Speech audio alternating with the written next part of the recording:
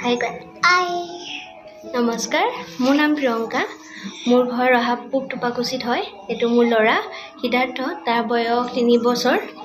আৰু তাক মই হেপি কিডছ স্কুল ৰহাতে আছে তাতে দিছো আৰু মই স্কুলখনৰ কথা গম পাইছিলো সিটু মেডিকেল ৰহাত থকা সিটু মেডিকেলৰ তাৰে এজনে কৈছিলে ইয়াত দিয়া সেই স্কুলখনৰ কথা আৰু যেতিয়া মোক কন্টাক্ট নাম্বাৰ দিছিল মই লগালগ কন্টাক্ট কৰিছিলো আৰু পাঁচ দিনাখনে স্কুল গৈছিলো আমি স্কুলত প্ৰথম দিনাখন কি খুব ভালদৰে আছিলে যেহেতু আমি আছিলো পাঁচ দিনাখন আমাক বাহিৰত থাকিব দিছিল তাক লগৰ লগত খেলিব দিছিল কিন্তু সি খেলিব বিচৰা নাছিল কান্দিছিল আৰু তেনেকে দুই সপ্তাহ তিনি সপ্তাহ মান আমি লগতে থাকিব লগা হৈছিল আমাৰ পাছে পাছে থাকে কাৰো লগত খেলিবই নিবিচাৰিছিল কি পাছত উপায় নাপায় তাৰে স্কুলৰ ছাৰজনে সাৰে এক্সট্ৰা ক্লাসও কৰিছিল আৰু সি যেহেতু গাড়ী ভাল পায় ট্ৰেক্টৰ জেচিবি তেনেকে অৰ্ডাৰ দি হেয়াও আনাইছিল যাতে সি ভাল পায় সি মানে স্কুলত থাকিব বিচাৰে সেইকাৰণে হানেকে কৰিছিল তেনেকে কৰি কৰি এতিয়া বৰ্তমান 2 মাহ হৈ গ'ল এতিয়া সি তাত ধুনিয়াকৈ থাকে আৰু যেহেতু স্কুলৰ ছাৰক তেওঁ লাটে মামা পাতি লৈছে মামা বুলি মাতে আৰু সকলো মতে ভালদৰে আজিকালি এতিয়া খেলা হৈছে আৰু সি স্কুল যোৱাৰ পৰা এটা কথাই জানিছে যে স্কুল গ'লে ৰাতিপুৱা সোনকালে উঠিব লাগে বাছ পৰি গা ধুই স্কুল ইউনিফৰ্ম পিন্ধি স্কুল যাব লাগে সেইখিনি কথা সি ভালদৰে জানিছে আৰু যেহেতু তাত ল'ৰা-ছোৱালীবোৰক দেখে পঢ়া শুনা কৰা ঘৰতে নি পঢ়িবলৈ যেতিয়া কওঁ তেতিয়া সি পঢ়াৰ কথা বুজি নাপাইছিল পঢ়িব নিবিচাৰে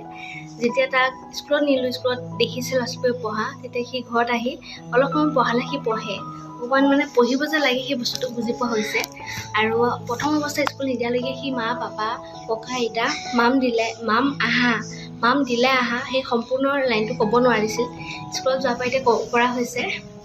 আৰু আগতে অকলে খেলে ল'ৰা-ছোৱালীৰ লগত ইমান এটা টাৰ্মছ নাছিলে আজিকালি এতিয়া ল'ৰা-ছোৱালীবোৰক খুব ধুনীয়াকৈ খেলে আৰু প্ৰতিজন স্কুলৰে প্ৰতিজন মেম্বাৰে বহুত বেছি কেয়াৰফুল হয় প্ৰতিটো ষ্টুডেণ্টকে বহুত কেয়াৰ লয় প্ৰথম অৱস্থাত মই ভাবিছিলোঁ ল'ৰাটো যিহেতু ঘৰত উৎপাত কৰি থাকে তাত আমি নাথাকিম কেনেদৰে থাকিব সি কষ্ট পাব নেকি দুখ পাব নেকি বহুত কথা মনত আহিছিলে নিশ্চিন্ত হ'ব পৰা নাছিলোঁ তাক লৈ নিশ্চিন্ত হ'ব পৰা নাছিলোঁ পাছত তেওঁলোকে মানে ইমান ধুনীয়াকৈ কেয়াৰ লয় তাত মানে মই কোনোদিন মানে ভাবিবলগীয়া হোৱা নাই এনেকুৱা মানে প্ৰথম অৱস্থাত যিটো ভয় খাইছিলোঁ এতিয়া একেবাৰে ভয় নালাগে নিশ্চিন্ত মনে তাক ৰাতিপুৱা 10টাৰ পৰা 12:30লৈকে নিশ্চিন্ত মনে তাক স্কুলত থৈ আহিব পাৰোঁ আৰু ভাল লাগে স্কুলখনত স্কুলৰ ষ্টুডেণ্টৰ লগতে পেৰেণ্টছকো তেওঁলোকে বহুত ছাপোৰ্ট কৰে যাতে পেৰেণ্টছে সন্তানটোৰ প্ৰতি বহুত বেছি মানে ভয় কৰি নাথাকে তেওঁলোককো বহুত ধুনীয়াকৈ বুজায় ভাল লাগে স্কুলখনৰ আৰু মই বহুত বেছি ভাল পাইছোঁ স্কুলখনত দি আৰু সি যিহেতু এই স্কুলখনতে পঢ়ি কালাৰ শিকিছে কালাৰ জানিছে কোনটো কি কালাৰ অলপ জানিছে ABCD 1 2 বা কোন এনিমেলছৰ নাম বহুত কথা সি জানিছে আগতে তেনেকৈ নকয় আজিকালি thank you baby thank you welcome good morning বহুত কথা শিকিছে ক'বলৈ ধুনীয়াকৈ জানা হৈছে ভাল লাগে আৰু মই ভাল পাইছোঁ স্কুলখনত দি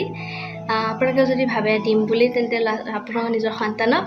নিশ্চিন্ত মনে স্কুলখনত দিব পাৰিব সকলো প্ৰতিজন মানে ছাৰ মেমে বহুত কেয়াৰফুল হয় ভাল লাগিছে মোৰ